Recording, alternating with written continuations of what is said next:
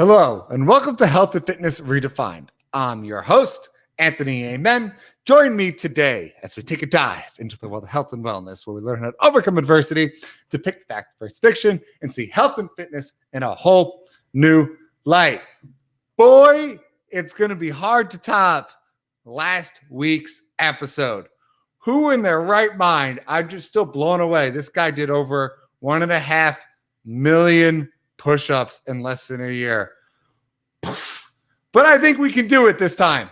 So we're going to bring back some energy. We're going to get this place rolling. I am excited to introduce my next guest all the way out from LA. We're going to welcome to the show, Fernando Rodriguez. Welcome to the show, buddy. What's up, everybody? How are we doing today? I am super ecstatic to have you on to learn a little more about your life. I mean, we're talking East Coast versus West Coast right now. Yeah, Biggie and Tupac in the house tonight. Literally, exactly. I just feel like this is just going to be a fun, light-winded. I'm excited, man. Yeah, me too, man. It's going to be a great one.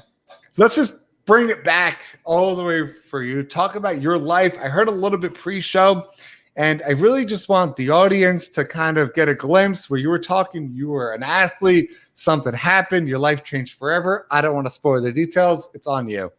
All right. So basically, I've been playing basketball since I was 10, seriously. My whole life, and around 19 years old, I had a herniated disc, and that changed my life forever because I lost potentially a lot of Division I scholarships for sure.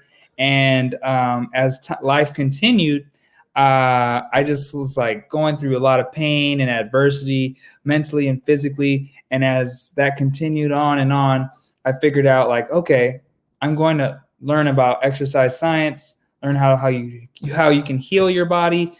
I found mentors in the process, and now I'm here today helping people and health and fitness industry and with their injuries today. And I'm glad to make an impact on people's lives. I want to talk about something that a lot of people miss, but I just get that feeling it pertains to you, where you're an athlete, right? You're spending your whole life working on a sport, drilling in your head. I'm going to make pros. I'm going to make pros. And then some fluke accident, you herniate a disc in your back and realize there goes that dream. Exactly. But I'll go and say I'm just going to say it. So basically, I went on to still play pro, right? And I'm going to consistently play pro again. But I'm glad you mentioned that, because at that time frame in my life, I was like, all right, well, I'm not going to the NBA right now, like in 2 or 3 years or 4 years. So what am I going to do? And then I had to learn about exercise science and all these things. And it took me on a whirlwind of what I needed to learn and experience. And it was humbling. And I'm glad it happened. Before, at that time frame, you asked me, I'm glad it happened. No way. I'm not happy about it. But now I'm like, I'm improved with that for sure. I just want to say you were the case in point, and I've said this a lot, but where if you have some adversity happen in your life, something that just kind of like in the moment is horrible.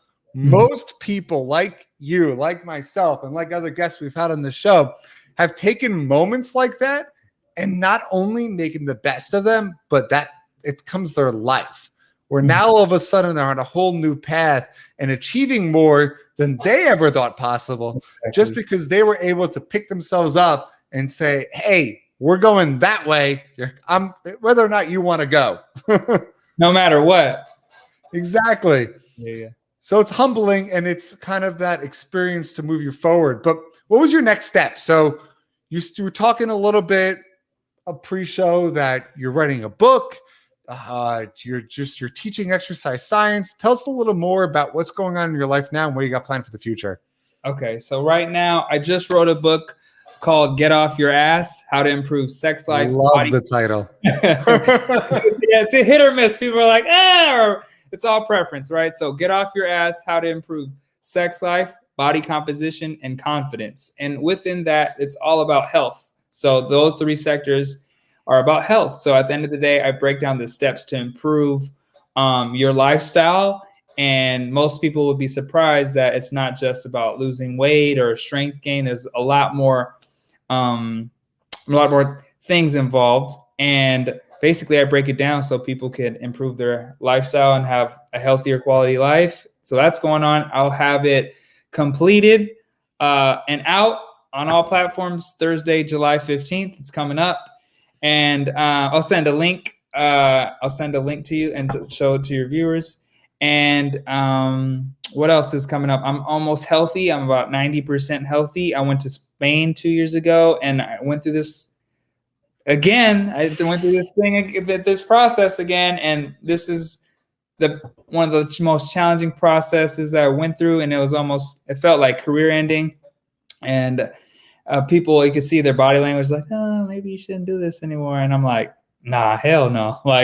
I'm right there, and I'm too talented to just waste my talent. And I feel like to not get too spiritual or serious is that I was given these God-given abilities, and I've been working my butt off.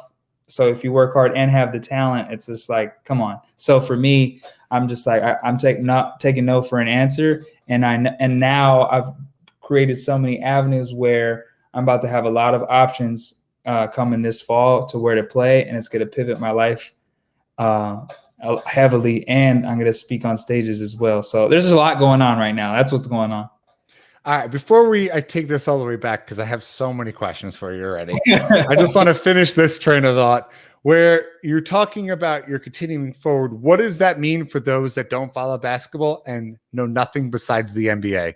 What is there like? Yeah, I got it. Let me break it down for them. So I played internationally in Spain, and now moving forward, I'm going to be limitless with my opportunities. So if I go to international or if I go to the NBA minor league, I'm going to just be prepared now and be the best I possibly can. And whatever happens to me, I'll be prepared for it. So in this industry, they could call you and be like, "You're ready."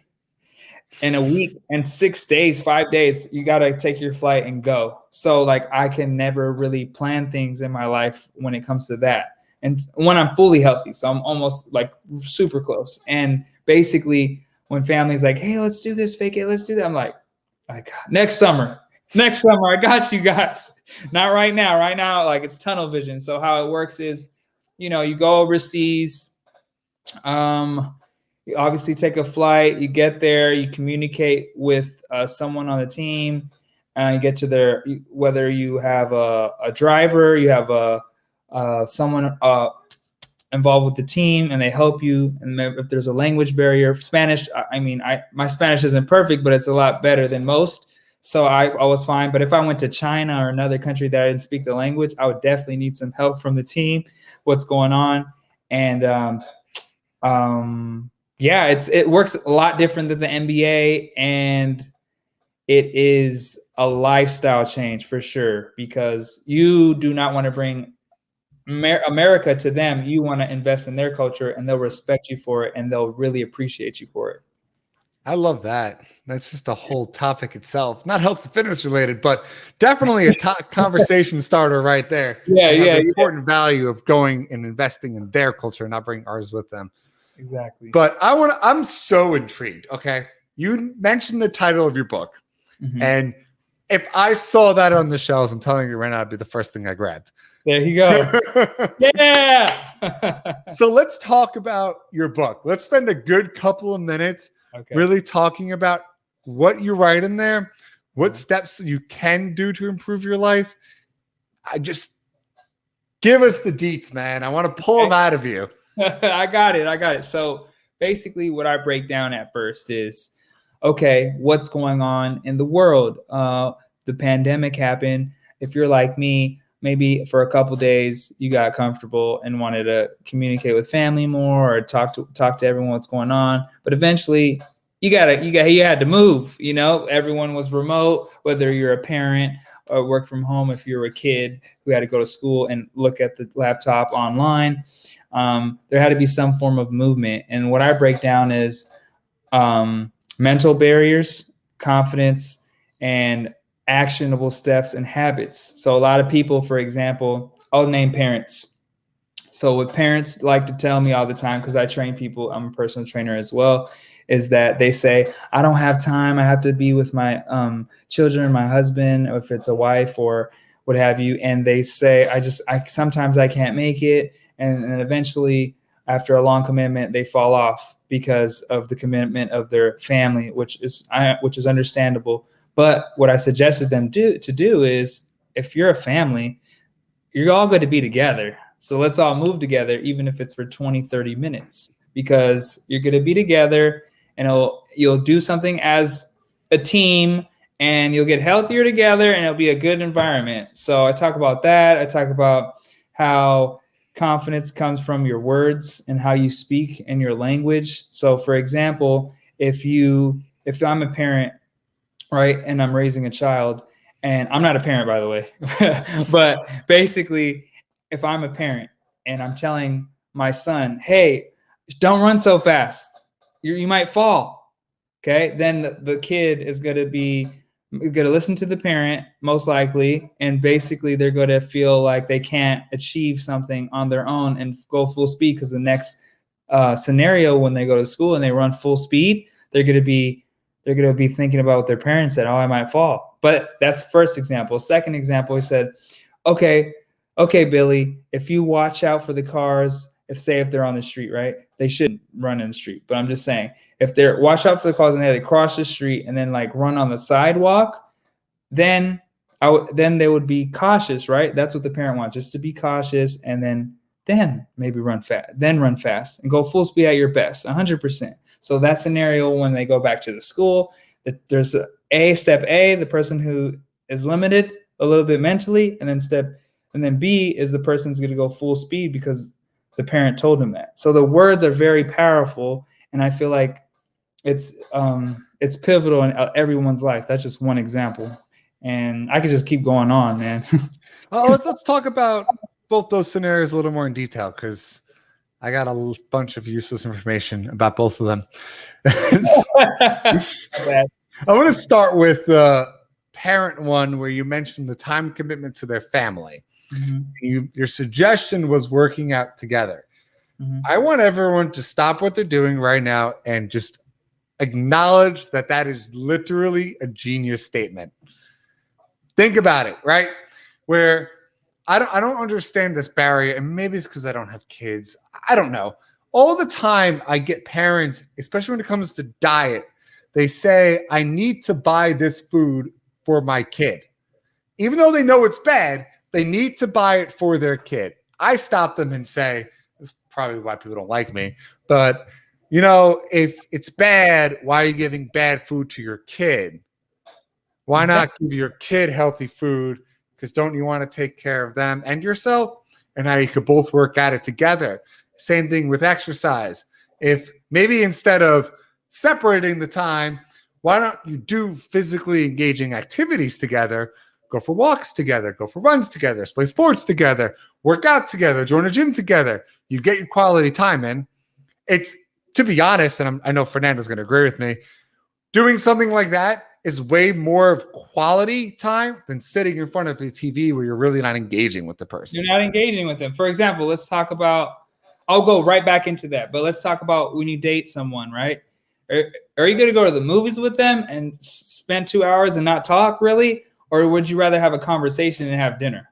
You know oh my gosh. I want to talk about that right now. Hold on. This is exactly the whole movie thing blows my mind, where you can ask my fiance. I know she's listening right now, but we went for a walk on our first date.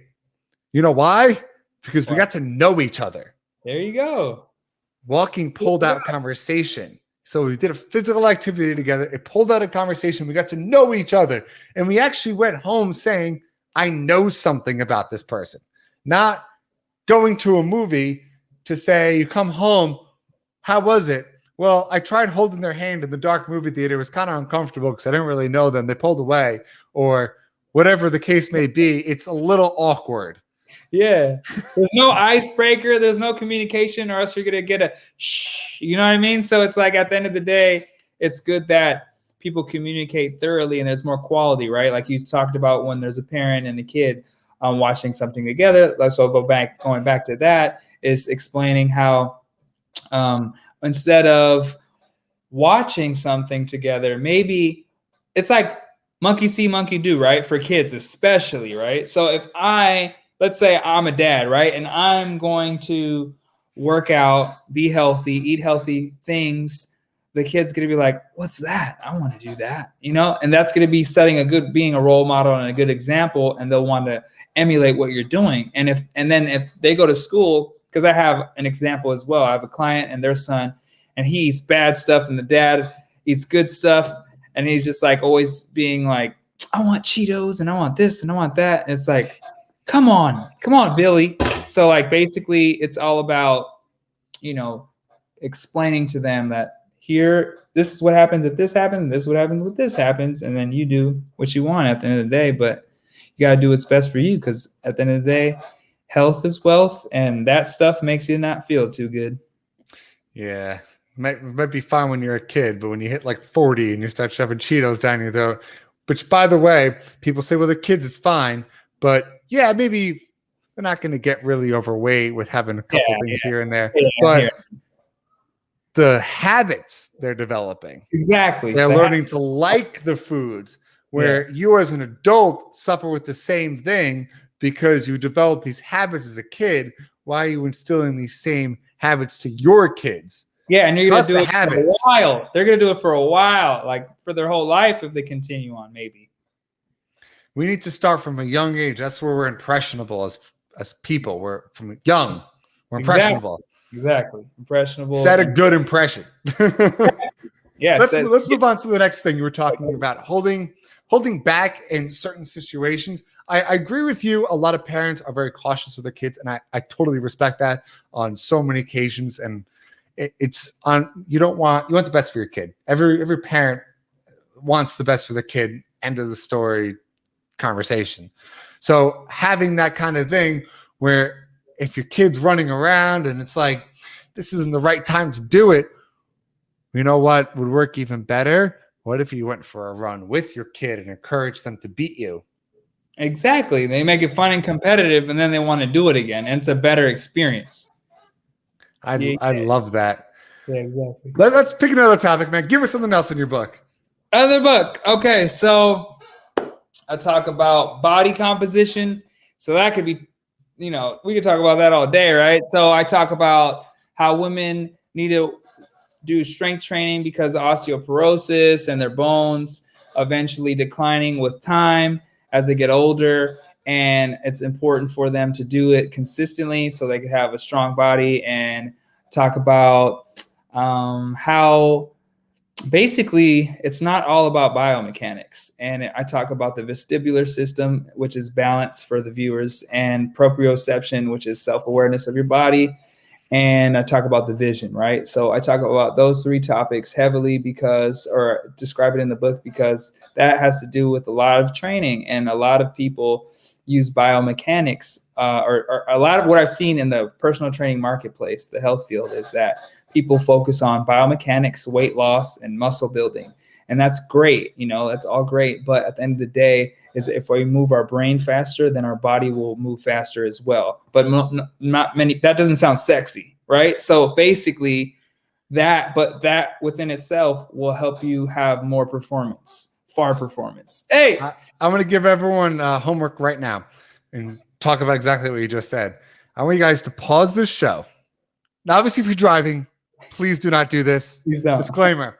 So if you're not driving, or when you're at the end of this, pause the show right after I mention what you're going to do. You're going to pause it, right? You're going to stand on one leg, your choice, whatever that leg may be. Notice how you balance. Some might be generally easy. Now, close your eyes.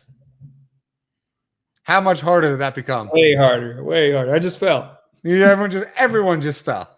That is proprioception, knowing where your body is in space, knowing how your muscles respond without using visual feedback, something athletes do a lot of without even realizing it most of the time.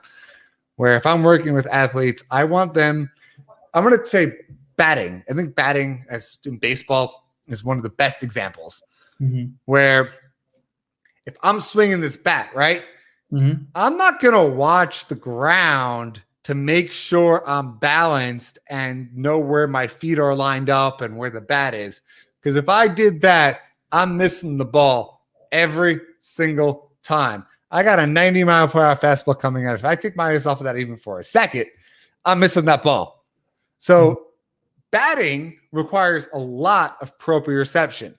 I'm sure all those professional MLB players can do the eye closing easily because they know where their bodies are in space because their eyes are so preoccupied with everything else. They don't have time for that. Stare at a spot in front of you and concentrate on it to fix your balance.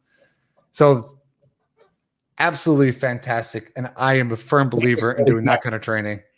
That's a great example for sure. I just like visually thought about what you said. You're just like, yeah, I get it. Yeah. You need your eyes for sure. I mean, even in basketball where I played, let me be frank, I was horrible, but I did play basketball and you can't watch yourself dribble the ball. Mm-mm. You can't watch yourself. You're getting stolen, what we call cookies. Steal, get the cookie. Exactly. You got to get so good that your eyes can not even be looking at the net and just throw the opponent off because you're looking down court even though you're cutting the other direction, dribbling with your undominant hand in between your legs. Like, that's a lot of proprioception going on at once. Mm-hmm. Just great topics. Yeah, I love that stuff. Don't let me talk about basketball. Why not? That's why we're here. We're here talking about basketball. Yeah. Give me another example of basketball. Come on, let's hear it. Basketball. I'm trying to break it down. So basically, what I've examined, right? I've seen a lot of athletes. Let's talk about basketball. You said basketball. I was going to break down a lot of sports, but basketball, right? A lot of them focus on working out, basketball workouts. And then eventually when they get to high school or maybe for sure by college, for the college athletes, they eventually get a strength and conditioning coach. And then they find themselves, maybe if it's they have a good program, is they're getting healthier, stronger, faster, and they perform better. But what I've seen is what happens prior to that is that there's kids that play too often growing up and as youths, as they call them, and they get hurt. And there's examples, a couple NBA players, I won't name their names, I'm not trying to name drop, but basically a couple NBA players, as their first seasons, immediately got hurt because they played, and they were both 19, I think, and they played so much AAU, and they overtrained. So it's all about recovery. And most people, I'll be an example. They didn't talk about recovery as much. They said, "Oh yeah, get your stretch," but it wasn't like instilled. Hey, you have to stretch for like 30 minutes to an hour, not like 5 minutes. You know what I mean? And go ice, go do rock floss. They don't know about rock floss, but do this, do that. And recover, get your sleep. That's what I talk about in the book. Get at least 7+ hours of sleep, quality sleep, so you can function better throughout your day, perform better. So I just feel like basketball players need more of a system and programming from even as youths, so they could have a strong body throughout their life, because there's people telling me, yeah, still got hurt from that basketball or football injury or baseball injury when I was 13. And I'm like, man, I wish like there were better coaches. I'm going to just give an example because I started training the athlete world with the younger kids. Running, every sport, you got to run. Maybe minus golf, but pretty much every sport you got to run. Yeah. And I can't tell you how many kids and college athletes run wrong because their hips are externally rotated, their legs are kicking out, they're going to get shin splints, they're going to get lots of knee pain. They have so much dysfunction with running. It is so much harder to fix somebody who's been running for 25, 30 years than it is a 10-year-old. Exactly. I'd rather take a 10-year-old that's just starting to really run and tweak them to get them to run properly and take someone who's been running for like 20 years and try to pretend to fix them, because it takes triple as long. Yeah, definitely, because they're so not used to it. So yeah, like you said, impressionable when they're young. It's all about the impressionable, man. Yeah. Let's kind of get this ball rolling, start wrapping this up a little bit, but talk a little bit about FAR Performance, what you do, what kind of programs you teach and stuff like that. Okay, so FAR Performance established in January 2017, and it got established because we talked about it earlier. I just got tired of working at corporations, and eventually I like doing things my way, not being rebellious or anything, more so like, you know what you like to do and how you do it, and in certain ways you may not agree with. So I started doing my own thing. And FAR Performance, I help youth athletes, high school, college, pros, and I help people who've been through a lot of injuries. I even train a 90-year-old man named Joseph Samuels. That's my boy. And he's a very inspiring person because he shows everyone that you can still move, and he's very alert with his brain because he's moving consistently. And I also train parents and anyone in between that's trying to improve and have purpose with their health. And FAR Performance is going to also start an athleisure brand soon, and that'll be on farperformance.com, far-performance.com, and there's a lot of things going on. So I don't know. It's like, you know what I mean? I'm trying to break it down, but basically right now I'm in the midst of transitioning. I'm still training people physically, but I think since I'm going to play pro basketball again, I'm going to have to be more of a presence online. So go to far-performance.com and I'll help you with a lot of programming for back rehabilitation because of what happened to me, and weight loss, strength gain, and a lot of other avenues. Absolutely love it. Now, Fernando, I'm going to give you the task like I give all my guests. Take everything we just talked about, sum it up as a last bit of inspiration for our audience. Okay. I'll add something too. All right. If that's cool. So, go for it. So basically, we're gonna get this book called Get Off Your Ass: How to Improve Sex Life, Body Composition, and Confidence.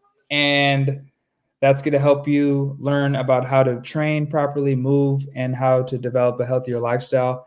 And as we grow into our fields, in any field, it doesn't have to be sports. It could be whatever field you do, is you have to have some form of self-belief in yourself. So the title is Bulletproof Faith in Your Dreams, right? So I want everyone to make sure that when you feel resistance from your close ones, from acquaintances, from whoever it is, you have to be strong within. And anything that's an external factor is, in my opinion, that's like everyone that's not yourself. So when you're strong within and you told yourself that you're going to make a decision and a commitment, then you're focused on that. And no matter what comes in your way or comes in the way, you're still focused on that target and you could accomplish it. And that's how it starts. That's how confidence builds, is through preparation and consistent work. And over time, you'll build a lot of work and results and gain confidence in yourself. And that comes with anything in any field. And what else? Sleep more. We overwork ourselves as workers, as in any field. And I feel that once we sleep 6+ hours, for sure, try to get 7 to 9 hours, is you operate better. You're in a better mood. You're happier. Maybe you are more assertive in certain things, and you're not focused on being on the decline of I need sleep, and you're not moody, and you just perform better in every way. And breathing's important. There's just so many things to talk about, and I just feel that the main thing is to build great relationships with people around you, camaraderie, right? So if you feel like you're not confident in training by yourself, and ask a friend, and eventually ask a professional like a trainer, and even with the group, right? Whether it's family or friends, get together once a week, twice a week, 3 times a week, whatever you can that fit in your schedule, and meet together. And I guarantee you, you're going to be happier. You're going to be able to have more of a social life. You're going to move, and you're going to feel better overall. And that's going to make you more focused on achieving your goals and dreams.